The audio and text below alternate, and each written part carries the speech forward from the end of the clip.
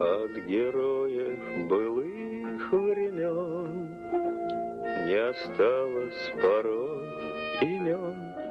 В отличие от многих безвестных героев Великой Отечественной, Гази Загитова в родной деревне всегда помнили. С таким воодушевлением о нем говорят, как будто все его соратники. Вот знаете, что вместе они на гармошке играли. Вот мужчина старше, как будто они вместе за девушками бегали. Ну, все знают о нем, все. Вот этот дух гордости за своего земляка, он витает вот в этой деревне. Небольшая татарская деревушка Янагушево Мишкинского района Республики Башкортостан. Именно здесь родился будущий герой. Гази Загитова на малой родине всегда считали героем Советского Союза, хотя официально такой награды у него не было. 6023 мишкинца вернулись с победой. Среди них и человек-легенда Загитов Гзи Казыханович, который своим подвигом прославил не только Мишкинский район, но и весь Башкортостан и всю Россию. Егоров и Кантария. Эти фамилии когда-то знал каждый школьник. Официально считается, что именно они 1 мая 1945 года водрузили знамя Победы на Рейхстаг. Уже в 60-е годы появились новые сведения о тех, кто первыми установили знамя Победы, о штурмовой группе Владимира Макова. В 1964 году «Комсомольская правда» написала такую большую статью. «Знаменоносцы» называется. Знаменоносцы. Вот тогда мы узнали, что героизм проявил наш земляк Гази Загитов. Знаменоносцы. Газета 1964 года, 24 апреля. В архивах найдены документы, согласно которым именно солдаты этой группы Гази Загитов и Михаил Минин 30 апреля в 22 часа 40 минут установили красное знамя над центральным входом Рейхстага. И вот когда мы об этом слышим, и мы об этом говорим, нас переполняет радость, что мы земляки Гази Казыхановича Загитова. Спасибо им всем большое, вечная им память. Вся группа была представлена к званию Героев Советского Союза командованием 3-й ударной армии. Награды нашли героев, правда, это уже были не звездочки Героев Советского Союза, а ордена Красного Знамени. Я должен быть герой звания Сибирьгати Шлярьянага. За то, что нашел Рейхстагта знамя квадрата участник. О нас еще заговорят. В Москве знают, что мы сделали. Вы еще о нас услышите. Так Гази Загитов говорил своему другу, однокласснику, фронтовику, муфтию Зямилеву.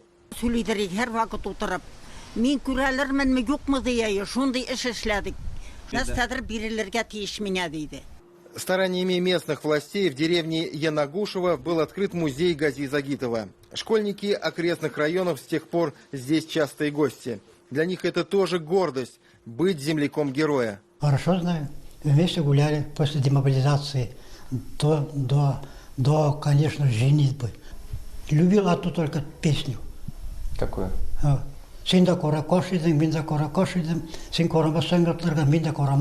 Звезду героя Гази Загитов все-таки получил. Правда, это было неофициальное награждение. Героем Советского Союза его признали в 1997 году, когда СССР уже не было. Решение наградить Загитова и Минина приняла общественная организация, так называемый Постоянный президиум Съезда народных депутатов СССР. То есть награда государственного статуса не имела. Решили собрать подписи с ходатайством о присвоении Героя России хотя бы Загитову. Ответ получил всегда так. Все воевали, не только Гази. Все штурмовали, не только Гази. Ни одно занятие патриотического воспитания в местной школе не проходит без рассказов о подвиге Гази Загитова. Для многих он не только земляк. У половины жителей села фамилия Загитов, то есть многие из янагушцев – родственники героя. А по рассказам школьников, ни одна игра в войнушку не проходит без водружения Знамени Победы очередным Загитовым. Когда приезжают гости, рассказываем, каким был он. Когда играли в войнушки, все хотели стать как он. Руководство школы уже вышло с просьбой к вышестоящим инстанциям дать имя Гази Загитова учебному заведению, то есть официально закрепить пока еще неофициальный статус Героя войны. Это важно для педагогов, это важно для школьников. Это надо для истории, надо, когда мы говорим детям о правде, о честности, о справедливости, вот для чего надо? Для воспитания подрастающего поколения. Справедливости, что истина все равно займет свое место.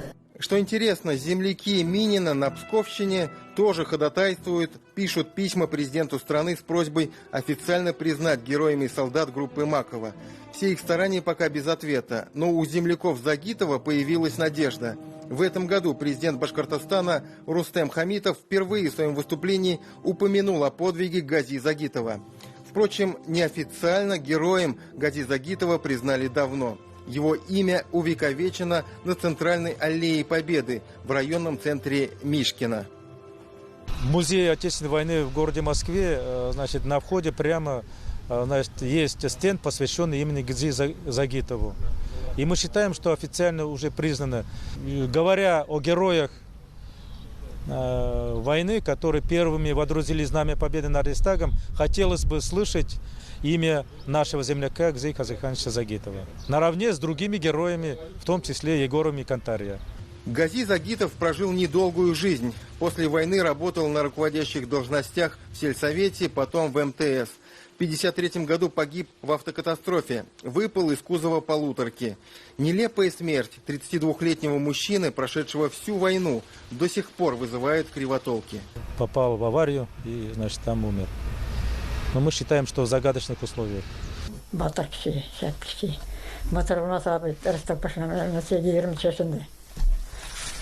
Гази Загитов ушел, оставив супругу Камилю Гадельшевну с 2 маленькими детьми. Старшему сыну было 2 года. Камиля Апа всю жизнь работала дояркой, льгот она не имеет по причине 2-го замужества. В настоящее время проживает в соседнем Благовещенском районе с младшим сыном от 2-го брака.